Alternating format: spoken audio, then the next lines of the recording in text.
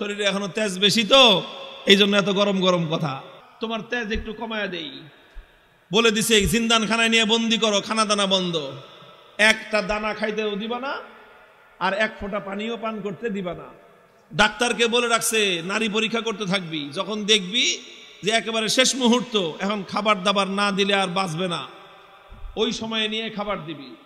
খাবারটা কি দিবি সেটাও ঠিক করে দিছে, বলছে যে মুসলমানদের ধর্মে যে জিনিস হারাম সেটা দিবি, শুয়োরের গোশত আর মদ মিশানো পানি। আল্লাহকে বললাম যে আল্লাহ তুমি পরীক্ষা করতেছো তোমার বান্দার, যে তোমার বান্দা তোমাকে, তোমার দ্বীনকে, তোমার রসুলকে, তোমার রসুলের আদর্শকে কতটা ভালোবাসে তুমি এটা পরীক্ষা করতেছো। আর এই পরীক্ষা করার জন্য জীবন দিছো মাত্র কয়টা? একটা মাত্র জীবন দিছো। আর ওই একটা জীবন দিয়ে আল্লাহ তোমাকে কিভাবে দেখাবো যে আমি তোমাকে আর তোমার দ্বীনকে কতটা ভালোবাসি। তুমি আমাকে 1000 জীবন দান করতা, একটা একটা করে জীবন তোমার জন্য উৎসর্গ করে তোমার বান্দা আব্দুল্লাহ বিন হুযাফা দুনিয়ার সামনে প্রমাণ করে দিত ঈমানদারের কাছে ঈমানের দাম কত বেশি।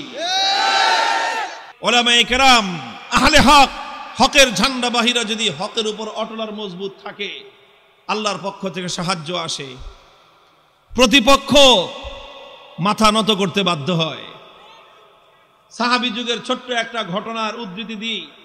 হযরতে আব্দুল্লাহ ইবনে হুযাফা রাদিয়াল্লাহু তাআলা আনহু, আল্লাহর নবীর একজন সাহাবী, তিনি এক যুদ্ধে নেতৃত্ব দিচ্ছিলেন একটা ছোট বাহিনীর। ঘটনাচক্রে রোম সম্রাট সে ওই বাহিনীটাকে গ্রেফতার করে ফেলল। আল্লাহর নবীর সাহাবী আব্দুল্লাহ বিন হুযাফা রাদিয়াল্লাহু আনহু সহ প্রায় 50 জনের মুসলমানদের একটা কাফেলা বন্দী হয়ে গেল। এখন রোম সম্রাটের ইচ্ছা হলো মুসলমানের ঈমান পরীক্ষা করবে আর যে কোনো মূল্যে মুসলমানকে ইসলাম থেকে দূরে সরাবে। এই জন্য প্রথমে আব্দুল্লাহ বিন হুযাফাকে ডেকে নিয়ে অফার দিল, অফার, লোভ দেখাইলো, বলল তুমি ইসলাম গ্রহণ করো, বিশাল অপ্রতিরোধ্য বিশাল সাম্রাজ্য, পৃথিবীর সুপার পাওয়ার রোম সাম্রাজ্যে তোমাকে বিশাল বড় ক্ষমতাবান পদ দিয়ে দিব, মন্ত্রিত্ব দিয়ে দিব, আর আর তোমাকে আমার মেয়ে বিয়ে দিয়ে দিব। পরবর্তীতে তুমি রাজবংশের নিয়ম অনুযায়ী দেখা যাবে তুমি সম্রাটও হয়ে যেতে পারো, বিশাল এলাকার দায়িত্ব তোমাকে এখনই দিয়ে দিব, কিন্তু শর্ত হলো তোমাকে তোমার ধর্ম এবং আদর্শ ছাড়তে হবে। এই কথা যখন বলেছে, আব্দুল্লাহ ইবনে হুযাফা রাদিয়াল্লাহু আনহু রাগে ক্ষোভে অগ্নিশর্মা হয়ে, কোন কোন বর্ণনার মধ্যে এসেছে রোম সম্রাটের দরবারে দাঁড়িয়ে রোমান সম্রাটকে তিনি লক্ষ্য করে বলেছেন, ইয়া কালবার রোম, হে রোমের কুকুর। রোমের সম্রাট যখন তাকে ধর্ম ত্যাগের, ইসলাম ত্যাগের পরামর্শ দিয়েছে, তখন তিনি রোম সম্রাটের রাজ দরবারে দাঁড়িয়ে সম্রাট বলে নয়, রোমের কুকুর বলে সম্বোধন করে বলেছেন, মুসলমানের ঈমান এত কম দামি জিনিস না।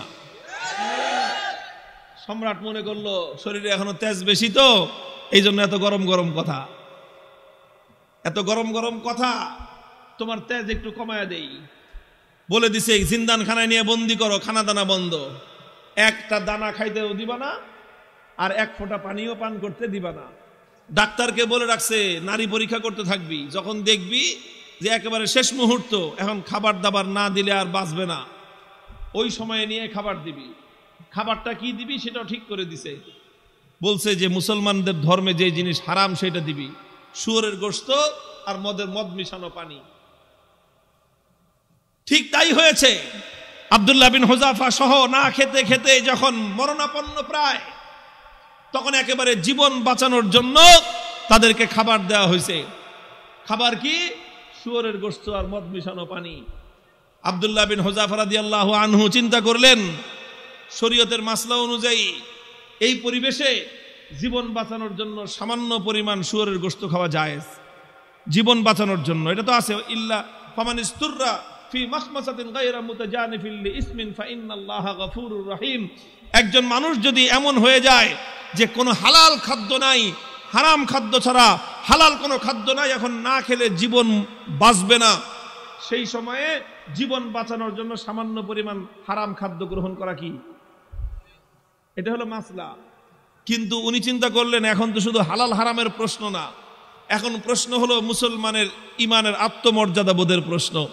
আজকে যদি আমি হারাম খাবার খাই তাহলে রোম সম্রাট বলবে দেখছি মুসলমানের ইমানের শক্তি কত দূর। এই সময় মাসলা ভিন্ন। এরকম পরিস্থিতি যদি কারো হয় তাহলে মাসলা ভিন্ন। খাবার খাওয়া হালাল জীবন বাঁচানোর জন্য, এটা যেরকম মাসলা, আর কেউ যদি হারাম খাবার না খেয়ে মৃত্যুকে আলিঙ্গন করে নেয় তাহলে সেই মৃত্যু হলো আফজালুস শাহাদা, সর্বশ্রেষ্ঠ শহীদি মরণ।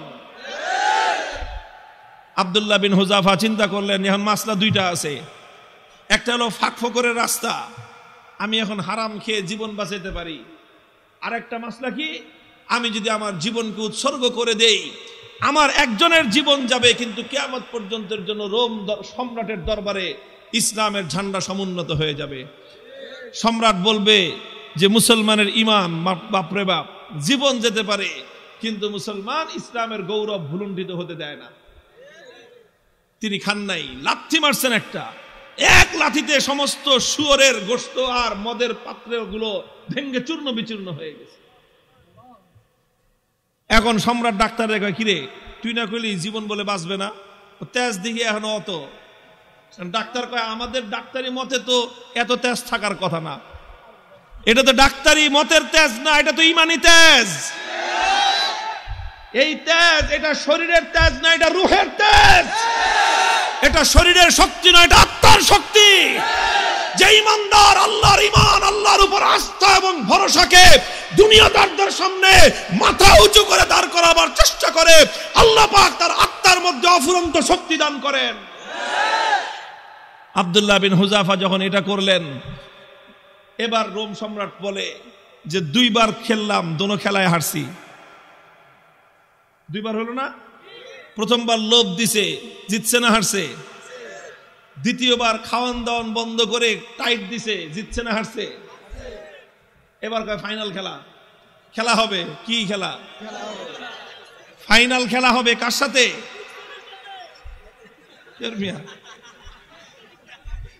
এদের সাথে তো খেলা শেষ করে দিয়ে আসছি তার এলাকায় গিয়ে। ওখানে কোনো খেলা নাই, এখানে তো অফার করেছি আসো, আমাদের দুয়ার সবার জন্য উন্মুক্ত, বন্ধুত্বের হাত প্রসার করে দিয়েছি আমরা। তোমরা ভুল করতে পারো, আমাদের দায়িত্ব হলো তোমাদের ভুল শুধরে দেয়া। রোম সম্রাটের সাথে খেলা হবে আব্দুল্লাহ বিন হুযাফার। একজন হলো সম্রাট, আর একজন তার একজন বন্দী, তার জিন্দানখানার কয়েদি, আর একজন সম্রাট। খেলা হচ্ছে ফাইনাল খেলা। রোম সম্রাট বলল এবার একদম দেখবো চূড়ান্ত যে ইমানের তেজ কোন পর্যন্ত হয়। যতজন বন্দী বিশাল বিশাল ড্যাগের মধ্যে পানি গরম করছে, ফুটন্ত গরম দাউ দাউ লেলিহান শিকার আগুন, সেই আগুনের মধ্যে ড্যাগ বসাইছে, বিশাল বিশাল ড্যাগ, খাজা বাবার ড্যাগের মতো। খাজা বাবার ড্যাগ দেখছেন? বাংলাদেশে আছে হলো শাহজালালের মাজারের ড্যাগ একটা আছে, ওটার মধ্যে বালতি নিয়ে নামে একজন সঙ্গ লাগায়া খিচুড়ি উঠাইতে, দেখেন নাই? এরকম বিশাল ড্যাগ, একটা মানুষ যেন আপাত মস্তক সেই ড্যাগের মধ্যে ডুবে যেতে পারে, এত বড় বড় ড্যাগ বানাইছে। ড্যাগ বানায় তারপরে লাকড়ি দিয়ে লেলিহান শিকার আগুন জ্বালাইছে, সে আগুন জ্বালায় তারপরে এই তো পানি দিয়ে ভরে দিছে। পানি যখন টকবক টকবক করতেছে, এবার আব্দুল্লাহ বিন হুযাফা সহ তার সমস্ত বন্দীদেরকে ডেকে আনছে। ডেকে এনে বলছে, আব্দুল্লাহ বিন হুযাফা এবার তোমার সাথে কোনটা খেলা? ফাইনাল। তোমাকে সর্বশেষ সুযোগ দিচ্ছি, তুমি দুইবার আমাকে ডিনাই করেছো, আমাকে অপমান করেছো, এবার লাস্ট সুযোগ তোমার জন্য। এই যে দেখো গরম পানি, কথা মানবি আর নাহলে একটা একটা করে এই গরম পানির মধ্যে ছাড়বো, আর পানির মধ্যে ছাড়ার সাথে সাথে দেখবা মৃত্যু কত বিভীষিকাময়। আব্দুল্লাহ বিন হুযাফা নির্বিকার, কোনো কথা বলেন না। সম্রাট বলছে জল্লাদকে ওর সামনে থেকে তার একজন সঙ্গীকে নিয়ে তার চোখের সামনে গরম পানিতে ছেড়ে দাও। ঠিকই আব্দুল্লাহ বিন হুযাফা রাদিয়াল্লাহু তাআলা আনহু একজন সাথীকে নিয়ে গরম পানির মধ্যে ছেড়ে দেওয়া হলো। মুহূর্তের মধ্যে বিভৎসভাবে তার মৃত্যু হলো, তিনি শাহাদাত বরণ করলেন। চোখে তাকায়া দেখলেন কিচ্ছু, কোনো কথা নাই। এবার বলল যে এবার ওরে ধরে নিয়ে যাও। আব্দুল্লাহ বিন হুযাফা রাদিয়াল্লাহু তাআলা আনহুকে এবার ধরে নিয়ে যাওয়া শুরু করলো। বাদশা খেয়াল করতেছে যে মনোভাবটা কি চেঞ্জ হয় কিনা, একটু অন্তত ভয় পায় কিনা। একটু ভয় পাইলেও মনে করবে যে যাক কোন রকম মর্যাদাটা রক্ষা পাইছে, ফাইনাল খেলা ড্র ঘোষণা করে দেওয়ার একটা ধান্দা খুঁজতেছে। যখন আব্দুল্লাহ বিন হুযাফাকে নিয়ে যাওয়া হচ্ছে, ইতিহাসের কিতাবগুলোর মধ্যে লেখা হয় ওনার চোখ দিয়ে দর দর করে পানি পড়তে আরম্ভ করলো। তো বাদশাহ মনে করছে কাম হয়েছে, মনে হয় কাজ হয়েছে, মনে হয় ভয় পাইছে, কেবল ডাক দিছে, এই ফিরে আনো। জিজ্ঞেস করতেছে কি ব্যাপার, ভয় পাইছো? যদি ভয় পেয়ে থাকো সারেন্ডার করো, এখনো তোমার জন্য সে আমার অফার অব্যাহত আছে, তুমি তোমার ধর্ম ছেড়ে আমাদের দলে যোগ দাও, সঙ্গে সঙ্গে আমি তোমাকে রোম সাম্রাজ্যের বিশাল ক্ষমতাবান পদ দিব তোমাকে। আর যদি না মানো তাহলে তোমাকে কিন্তু খালি চোখের পানি দেখে আমি ছাড়বো না, তোমাকে গরম পানির মধ্যে নিক্ষেপ করে নির্মমভাবে তোমাকে হত্যা করব। আব্দুল্লাহ বিন হুযাফা বলেন, কারে তুমি কি মনে করছো এই মৃত্যু দেখে ভয় পেয়েছি? না, তোমার এই মৃত্যুর এই বিভীষিকা দেখে আমি ভয় পাই নাই। তাহলে কান্দো কেন? পরে কান্দি, চোখের আমারে পানি, হে রোম সম্রাট, তোমাকে দেখাবার জন্য নয়, আমার চোখের অশ্রু তো দুনিয়ার কোন মানুষকে দেখাবার জন্য নয়, আমি আমার জীবন সায়ান্নে মৃত্যুর মুখোমুখি দাঁড়িয়ে আমার রব্বুল আলামিনকে দেখানোর জন্য দুফোঁটা তপ্ত অশ্রুর নজরানা তার কদমে পেশ করলাম। আল্লাহকে বললাম যে আল্লাহ, তুমি পরীক্ষা করতেছো তোমার বান্দার, যে তোমার বান্দা তোমাকে, তোমার দ্বীনকে, তোমার রাসূলকে, তোমার রাসূলের আদর্শকে কতটা ভালোবাসে, তুমি এটা পরীক্ষা করতেছো। আর এই পরীক্ষা করার জন্য জীবন দিছো মাত্র কয়টা? একটা মাত্র জীবন দিছো। আর ওই একটা জীবন দিয়ে আল্লাহ তোমাকে কিভাবে দেখাবো যে আমি তোমাকে আর তোমার দ্বীনকে কতটা ভালোবাসি? তুমি আমাকে 1000 জীবন দান করতা, একটা একটা করে জীবন তোমার জন্য উৎসর্গ করে তোমার বান্দা আব্দুল্লাহ বিন হুযাফা দুনিয়ার সামনে প্রমাণ করে দিত ঈমানদারের কাছে ঈমানের দাম কত বেশি।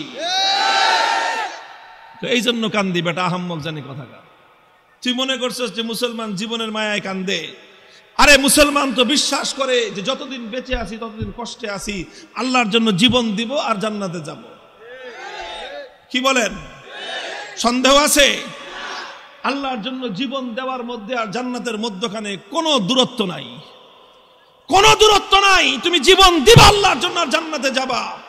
তাহলে ভয় কারে দেখাও মিয়া? আমার কাছে একটা জিনিসই আমার বুঝে আসছে, যে বেটা তোমরা যদি বাতিলের উপর থেকে নমনীয় না হতে পারো, আমি হকের উপর থেকে নমনীয় কোন দুঃখে হব? হযরত ওমরের থিওরি ছিল যে আলাইসা কাতলাহুম ফিন্নার ওয়া কাতলানা ফিল জান্নাহ। হযরত ওমর রাগে ক্ষোভে হুজুর সাল্লাল্লাহু আলাইহি ওয়াসাল্লাম এসে বলতেছে যে হুজুর আচ্ছা কোন তো থিওরিটা এটা কিনা, যে বেঈমানরা মরলে জাহান্নামে যাবে, ঈমানদাররা মরলে জান্নাতে যাবে, কথা ঠিক আছে না হুজুর? হযরত ওমর যখন এই কথা কয়, হুজুর কয় তোমার কথাটা তো ঠিকই আছে, যে ওরা মরলে জাহান্নাম, আমরা মরলে জান্নাত। কয় হুজুর তাইলে আবার 3 নম্বর কথা কি? ফালামা নুতি হাযিহিদ দানিয়াতা ফি দীনিনা। বেঈমান যদি নমনীয় না হতে পারে, মরলে জাহান্নামে যাবে, তাহলে আমি মরলে জান্নাতে যাব, আমি নমনীয় হব কেন?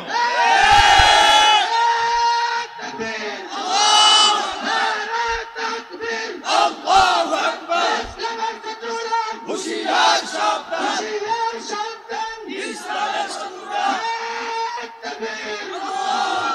আরে বেঈমানরা যদি বাতিলের পথ ছাড়তে না পারে, ঈমানদাররা হকের পথ ছাড়বে কেন? কথার মধ্যে কোনো ভেজাল আছে? হিসাব কিতাব তো ক্লিয়ার, কথা তো পরিষ্কার এখানেই, যে এখানে নমনীয় তো তোমাকে হতে হবে, আমি কেন নমনীয় হব? যেখানে তুমি বাতিলের উপর, আমি হকের উপর, তুমি বদ্দীনের উপর, আমি দ্বীনের উপর, তুমি কোরআনের বিপক্ষে, আমি যখন কোরআনের পক্ষে, নমনীয় তোমাকেই হতে হবে, আমার নমনীয় হওয়ার কোনো স্কোপ নাই। হযরত আব্দুল্লাহ বিন হুযাফা রাদিয়াল্লাহু তাআলা আনহু যখন এই কথা বললেন, সে আরে বেটা জীবন তো একটা আছে দেখে একটা দিতেছি, জীবনে 1000টা থাকলে 1000টা দিয়ে প্রমাণ করতাম যে ইসলাম এবং ঈমানের দাম কত। এই কথা যখন বলছে তখন বাদশাহ কয় যে এটা তো মানুষ না, মানুষ কি এরকম হয় নাকি? আরে মৃত্যুর মুখোমুখি দাঁড়িয়ে মৃত্যুকে আলিঙ্গন করার জন্য পাগল, কয় জীবন একটা আছে দেখে একটা দিতেছি, 1000টা থাকলে 1000টা দিতাম। এখন তো ওর দিলের মধ্যে ভয় ঢুকে গেছে, আল্লাহ পাক রব্বুল আলামিনের পক্ষ থেকে সাহায্য আর নুসরত আসা শুরু হয়ে গেছে। আল্লাহ পাক বাতিলের অন্তরের মধ্যে ভয় এবং ভীতির সঞ্চার করে দিয়েছেন। এখন বাদশাহ মনে করা শুরু করছে যে এটা মানুষ না, এটা অন্য কিছু, এটা অন্য কিছু হবে। এখন ওরে যদি আমি শাস্তি দেই, মারি, তাহলে আমি নির্বংশ হয়ে যাব। এরকম একটা ভয় ওর মনের মধ্যে আসছে। এখন চিন্তা করতেছে, এখন ছাইরা দে মা, ভিক্ষা চাই না, এই অবস্থা হয়েছে। এখন সে রাস্তা খুঁজতেছে যে কেমনে এখন এর থেকে বাইচা আসা যায়। এখন যদি আব্দুল্লাহ বিন হুযাফাকে এমনি মুক্তি দিয়ে দেয়, নিজের মান মর্যাদা যা আছে, প্রেস্টিজ সব বেলুনের মতো ফুটো হয়ে যাবে। এখন বলে যে ঠিক আছে, ঠিক আছে, তোমার কিচ্ছু করা লাগবে না, ইমান ছাড়া লাগবে না, ইসলাম ছাড়া লাগবে না, কোনো কিছু করা লাগবে না, তুমি শুধু একটা কাজ করো, আমার কপালের মধ্যে একটা চুমা দিয়ে দাও, তোমাকে ছেড়ে দিব। আব্দুল্লাহ বিন হুযাফা বলেন, শুধু আমাকে একা ছাড়বা না, আমার 50 জন সাথী সঙ্গে সবাইকে ছাড়বা। না, খালি 50 জন না, তুমি যদি আরো নাম কর, ওগুলি সব ছেড়ে দিন। তিনি চিন্তা করেন, আল্লাহর পক্ষ থেকে নুসরত আসছে, আল্লাহর পক্ষ থেকে সাহায্য এসেছে। আল্লাহ পাক একজন বন্দির সামনে একটা সম্রাটের মাথা নত করে দিয়েছেন। কুদরত কার হাতে? ফাইনাল খেলায় জিতছে কে? কে জিতছে? হযরতে রাসূলের সাহাবী জিতেছেন, সম্রাট পরাভূত হয়ে গেছে। কথা বলেন ঠিক না বেঠিক? তিনি চিন্তা করলেন যে আমার একটা কাজ, এই কাজের দ্বারা তো ইসলামের গৌরব নষ্ট হবে না, আর সঙ্গী সাথীদের জীবন বেঁচে যাবে। ঠিক আছে, তাও ওনার আত্মমর্যাদা এতটা বেশি যে সরাসরি কাফেরের কপালে চুম্বন দিবেন, আত্মমর্যাদায় বেঁধেছে। কাফেরের কপালে নিজের পাঞ্জাবির আস্তিন রাখছেন, আস্তিন দেখে নিজের পাঞ্জাবির হাতের উপর চুম্বন করেছেন। বাদশা কয়ে যেমনি হোক, সম্মানটা তো বাঁচছে আমার কোন রকম তো বাঁচছে। আমি খালি বলতে পারলাম যে না না না, আমি হারি নাই, হুযাফার সাথে আমার একটা মিউচুয়াল আন্ডারস্ট্যান্ডিং হয়েছে, সেইভাবে কাম হয়েছে। বাস সব বন্দীদেরকে মুক্তি দিয়ে দিয়েছেন। এই খবর যখন খলিফা ওমরে ফারুক রাদিয়াল্লাহু তাআলা আনহুর কাছে গেছে, তিনি সাহাবায়ে কেরাম বড় বড় সাহাবীদেরকে নিয়ে অগ্রসর হয়ে আসছেন যে আব্দুল্লাহ বিন হুযাফাকে সংবর্ধনা দেওয়ার জন্য, যে আব্দুল্লাহ বিন হুযাফা, তুমি এবং তোমার 50 জন সঙ্গী আজ রোম সম্রাটের দরবারে আল্লাহর দ্বীনের ঝান্ডা যেভাবে সমুন্নত করেছো, আল্লাহর দ্বীনের গৌরব, মুসলিম জাতির মর্যাদা সমুন্নত করেছো, গোটা মুসলিম উম্মার দায়িত্ব আর কর্তব্য হয়েছে এখন তোমাকে সম্মান জানানো। এই জন্য আমি স্বয়ং খলিফা তোমাকে ইস্তেকবালের জন্য সামনে অগ্রসর হয়ে আসছি। মুহতারাম হাজিরিন, উলামায়ে কেরামকে বলি আর আলেমদের সাথে যারা আছেন তাদেরকে বলি, হকের উপর অটল থাকতে হবে। জীবন যাওয়া না যাওয়াটা বড় প্রশ্ন নয়, বড় প্রশ্ন হলো আমার জীবনটা হকের পথে গেল কিনা। জীবনের শেষ মুহূর্ত পর্যন্ত ইসলামকে, আল্লাহর দ্বীনকে বিক্রি করে ব্যক্তিগত স্বার্থ উদ্ধার করা যাবে না। আল্লাহ পাক তৌফিক দান করেন, আমিন বলেন।